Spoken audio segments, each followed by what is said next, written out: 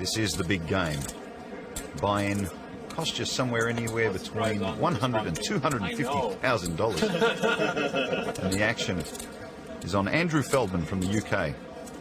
Andrew, a very tidy player, but he's been pretty quiet so far. Not now, though. Under the gun, he makes it 2,100 to go. He's got 9-10 of hearts, an interesting hand, suited connector. And there is our Hungarian billionaire, Sandor, in the action. He's picked up 9-jack offsuit. Sandor feels lucky. What about Massa? Well, Massa's picked up pocket eights here. Could potentially raise.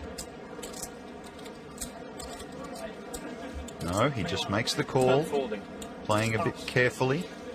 Gus gets out of the way, around to Tom Dwan, who, as you can see by the amount of chips in front of him, is having a very, very good day. And that has inspired him to make the call with just a 5-3 offsuit. So 4 to the flop, and here it comes. It is an ace 8-4 flop, massive flop for Masa Kagawa, flopping middle set. Dwan has an inside straight draw. Nothing there for Feldman. But he is going to make the continuation bet. 5,500. 5,500 is the amount. Sandor gets out of the way. Round to Massa now with his middle set. A lot of blinking from the Japanese man. I wonder whether the expert players will be picking up on that. So he's sitting with him for quite a while. He decides not to raise. He's just going to call here, trapping. Now, is that pricing Tom Dwan in? Well, with that many chips in front of you, like you mentioned earlier, you know, sometimes you can speculate with risky hands, and it looks like that's what he's doing. And he's reaching for chips, so he's not going anywhere. He makes the call, and we go to the turn. And the turn is a 2 of spades, so Tom Dwan's speculation has paid off. And he checks. Check. And Feldman checks as well, so it's over to Massa now, who at the flop was such a favourite, and now could be betting into, well, a storm, really. Yeah, he's going to need the board to pair. We know he's not going to get Tom Dwan off this hand. Tom at the moment has the nuts. 11,000. He bets 11,000. Now it's over to Durr. Will he choose to raise? He's generally been slow playing his monster hands, as we saw a little earlier with Chris Ferguson. But Massa is no Chris Ferguson, and it may be that Tom will play it differently against the less experienced player. Looks like he's reaching for the bigger priced chips, the more expensive ones. Yeah, remember, this is value for value, the same as cash. So it's like he's taking a big wad out of his wallet. And he makes a very big raise. Andrew Feldman gets out of the way, and the action is back over to Massa. It's a tough spot, really. Yeah. The shipping magnate, I'm sure, knows his way around a boardroom. He's also a successful poker player, certainly in terms of Japanese rankings. But playing against Tom Dwan is a whole different kettle of sushi. Well, he's re-raising here. He's decided, I think I've got the best hand. How much is it? 49,200 to call. 49,200 to call for Tom Dwan, who has the nuts. He's decided not to slow play this hand, and it looks as though it's paid off at this point. Massa still has outs to the river. So Tom Dwan's going to be putting him either on a set or ace-king here. A big, big ace, anyway. Well, he's made an incredible call at the flop, and it has paid off. Right now, he's just trying to figure out how to get the most chips out of Massa. Massa still has a lot of outs. But right now, Durr is in the best position possible. And he makes a call, so choosing not to re-raise Massa right there. Massa still has a lot of money left in front of him. So Massa looking for a repeat. And the river is a king of hearts, so Tom Dwan has the nuts. And if Tom Dwan was putting him on ace-king, he checks! Wow, that is very courageous and gutsy poker from Tom Dwan. Checking there, risking a possible check from Massa behind him and not getting paid off on the river. And look at that, it's paid off. Massa picks up $100,000 in one chip and bets 70 of it. Yeah, even though he'll get some change back from that plaque that's gone in, he's more or less committing himself.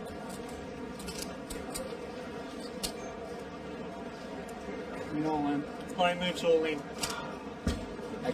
And there it is, Tom Dwan pulling the trigger, Massa quickly calling, and look at the disgust in his face as he sees such a big turn card for Tom Dwan and such a terrible card for him. Amazing. There is $400,000 and more in the middle of this base, and Tom Dwan has just won it with a 3-5 offsuit. Well, he took a big risk and it certainly paid off. And Patrick Antonius wins. It's a hell of a band-aid. We've still got a lot of poker to play. I'm sitting next to the 2005 World Series of Poker main event champion. I have to say that every time before I announce your name, Joe. Unfortunately, it's a hell of a title. So, you've played these stakes. Do you approach this field?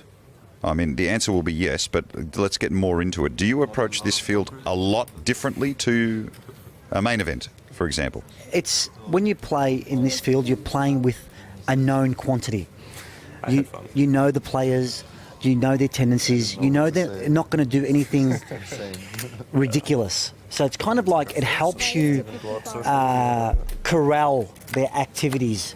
Whereas when you play in a large field event with a lot of unknowns, a lot of players who are amateur players, they could do anything. Like we saw Dwaglen do in the main event. You know, like this event, there's more pressure because the level of thinking is higher, but at the same time, how do I say? I don't want to use the word easier, but I want to use the word more predictable, perhaps. Like, I know that he's going to make a move that makes sense. And they seem so relaxed too. Look at this. Well, we have Jason Moe raising with Queen Jack offsuit. Richard Jong calls and flops a full house, and it looks as though Jason's going to bet into him with what he thinks is a straight draw that might be live. We haven't spoken about Jason. Jason's a young gun of an online player. He has built up a very impressive record online, and he's very feared. Right, he bets 65,000 and gets a call from Richard Yong. And look at this, the turn, as though it was scripted, a 9 of spades. So that will cost Jason Moe, I'd imagine, quite a bit. The poker gods are so cruel, aren't they? They sure are. Well, the pot now almost 300,000. Jason Moe with 1.2 behind him. Turns a straight. Little does he know Richard Yong is sitting on a full house. And he's pretty much flopped him dead. There is no chance that Jason will win this hand. He has bet 145,000. Will Richard Yong elect to call? Or will he pull the trigger now? Richard Yong, the dealer, tells him there's 20 seconds left on the clock. Each player has 30 seconds. Jason bets out 145,000. Richard Yong making a big bet of over 350,000 now, trying to get the rest of Jason Moe's money, given that Jason has such a strong hand. Is this the time, Joe? Is this where he sticks it in? Would he be wrong to? No, it wouldn't be wrong to. Look, you know, I've said it time and time again.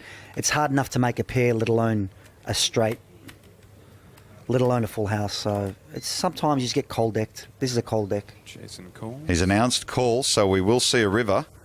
And the river is an 8 of hearts and gives Well, Richard Yong quads, and he announces all in. So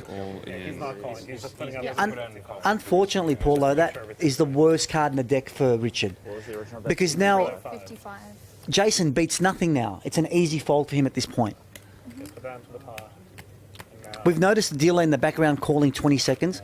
This tournament is played, everyone only gets 30 seconds to act on their hand. And you see the blue buttons in front of every player? That's extended time. So you get like another minute, a minute and a half if you want to think about your hand. And the reason we've done this is so that people do not think for too long. and waste time. Is it possible that the lucky 8 on the river for Richard Jong giving him quads could be a saviour? And it is, Joe. You're right. It saved Jason Moe. He would likely have called had that river been anything else.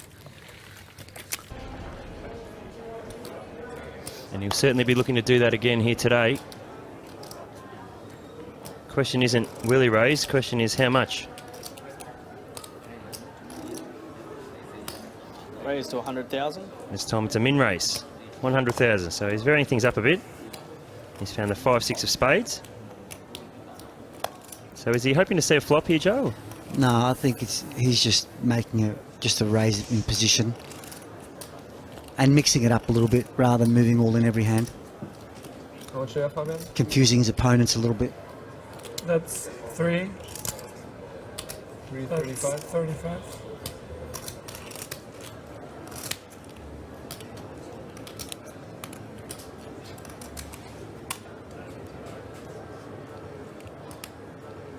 Call.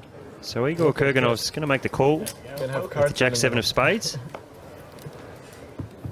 We'll see a flop. Heads up to the flop. Igor Kurganov's the first player to speak. 2-9-3 with 2 spades. So both players Check. have flopped a flush draw. Trickett doesn't want to see a spade on the turn here. Bet 80,000. 80,000. So Sam's bet 80,000. Action's back on Igor. Igor could quite easily check raise here with his spade draw.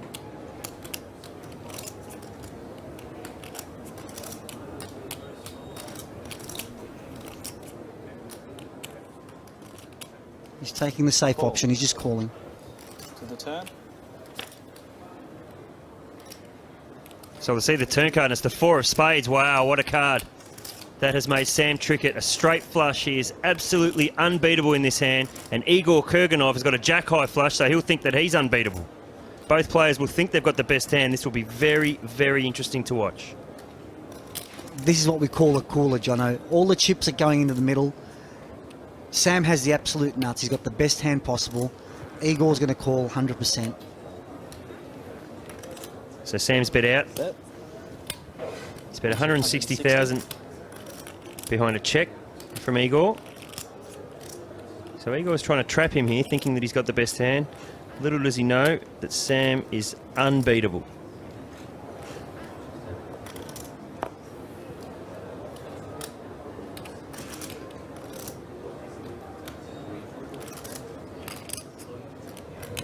Mullen, call. All in call. Drawing dead. Oh my god. All in, call. Sam says you're drawing dead and shows him the straight flush. No mercy, Sam. Straight away, called, you're drawing dead. I've seen this.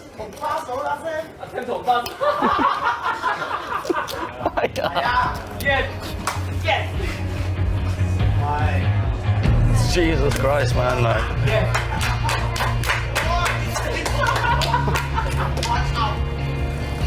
I think Sam's a bit... An actor and son of Goldie Hawn, who was at our featured table today. And of course, he's the brother of actress Kate Hudson. Action is on Sam Farha. On the Milwaukee's Best Light Pocket Cam, Farha has ace-10 offsuit. Sammy's going to bet 200 chips. Everybody in the room starts with their buy-in amount, 10,000 chips. Over to Oliver Hudson in 2002. He was one of People Magazine's 50 most beautiful people. I don't see it. Pocket tens. Raise. And Oliver has announced a raise. Re-raise. He's going to make it 450 to Sam Farha. Sammy doesn't like to wait a long time to get his feet wet. This is the first hand of the session, and he's going to call with his ace-10 offsuit. Oliver Hudson in the lead right now with his pocket tens. The flop is ace, ace, 10. Both get full houses, but Sammy's got the nuts. You gotta be kidding me. This is the very first hand of the main event for both of these guys. Hudson has tens full. I mean, he can't get up. This is a disaster movie for him. Farha earns the check mark, but both players check. Both were slow playing it, and Mr. Hudson is in bad shape. He's got the tens full. He's not going anywhere. A full house for Oliver Hudson, but it's second best. He bets 300 chips. Farha raises now to 1,300. That's a lot for this point of the tournament. Well, hand one. All in. And Hudson goes all in. And Farha calls immediately. Oh my God. Very first hand of their main event.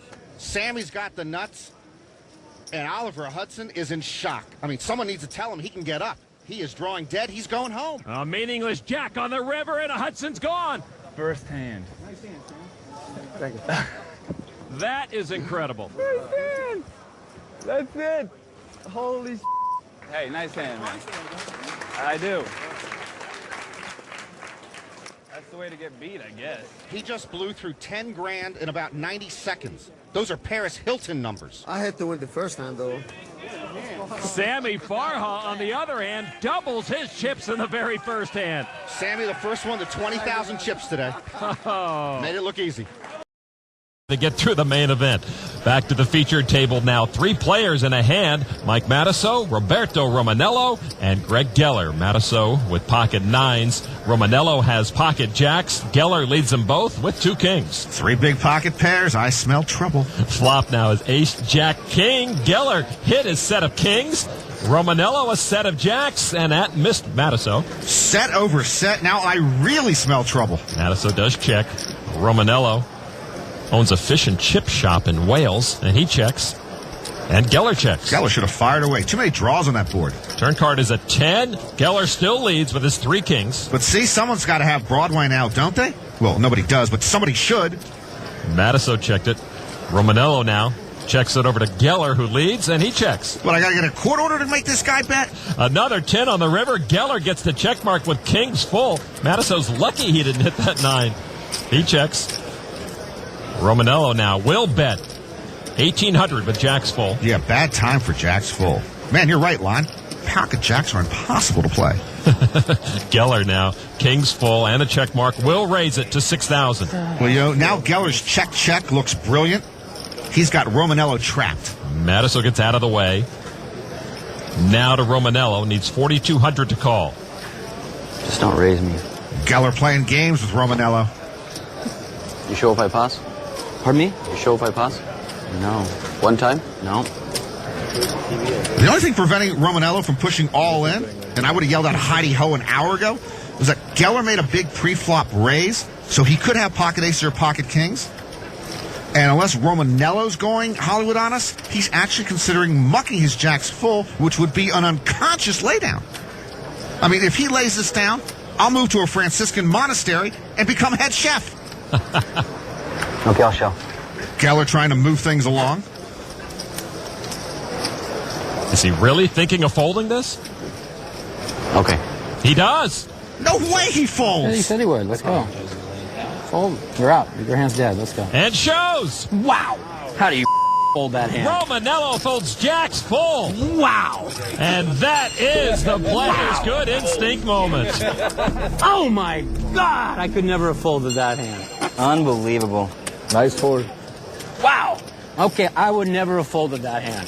Okay, I'm not going to lie to you. I knew I was beat.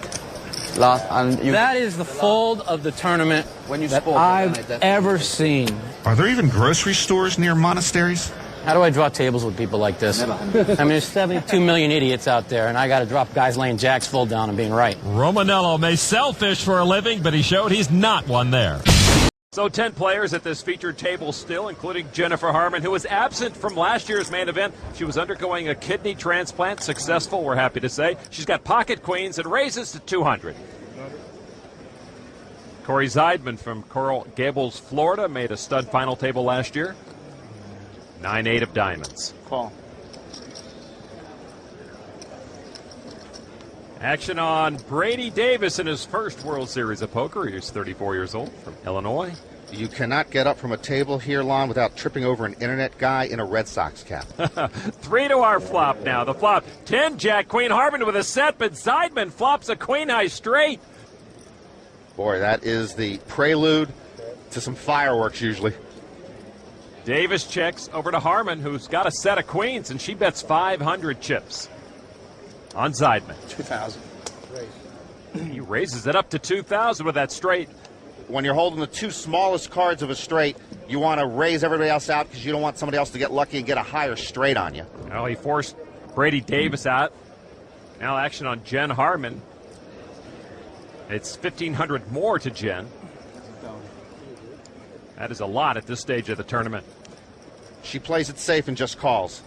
Seidman with the lead with his straight as we go to the turn. The turn is a 10 of diamonds. Harman makes a full house. And Boyline, that's virtually the worst card in the deck that could come out for Seidman, because it gives Jennifer Harman, who checks, an almost unbeatable hand and makes Corey think his hand is even better now because of the straight flush draw on top of his made straight. 1,000. Seidman bets 1,000. And it's just bad luck for Corey Seidman. He flops the straight, and then the next card gives him a straight flush draw, but if he makes the flush, he can't win. He can only win with the straight flush, and there's only one card left in the deck that could do that for him. Jen in the driver's seat. It's 1,000 chip bet to Jen Harman, and she's reaching. 3,000. She raises it to 3,000. And it is head shaking time now for Corey Seidman. He doesn't know it, but only one card in the deck, the 7 of diamonds, would save him. How can I get off of this hand? Every decision in the main event magnified. Both have monster hands. You lose this hand, your day just might be over. I think he might have ace-king, actually. I was hoping it wasn't that. Now I'm hoping something else. Yeah, if she had ace-king, she'd have the higher straight. Wow. And his flush, if he made it, then would beat her. How can I possibly muck this hand? He can only muck it if he believes that she has the full house already. I call. He makes the call. We're going to the river. Jen Harman with a huge advantage. And now the river card. Oh, the perfect card for Seidman. The 7 of diamonds gives him the straight flush. And he even checks it again, which an amateur would do, to make sure he's got it. Wow. Action on Jen Harman, who has the full house. She makes it 3,000 to put Seidman all in. Why is Corey acting as if he's agonized? I guess I could do a lot of sightseeing if I lose this hand. You can't lose the hand. All in. It's over. Seidman takes the pot. Straight flush. I knew you had that hand. Oh, mamma mia. It was hard to get off. I'm like, gosh, I flopped the straight. I'm like, ace-king is the only hand that's going to beat me now. Don't put a 7 of diamonds up there. Wow, nice hand. Thank you. Come on, a little for that. Yeah, all right, yeah. Jennifer's been told she looks like she's in pain when she plays. She's got good reason right now. Takes a lot to beat you in a hand. Straight flush home. Jennifer not getting any consolation from Seidman. Harman hurting early at the main. Tell me pretty lies, look me in the face. Tell me that you love me, even if it's fake.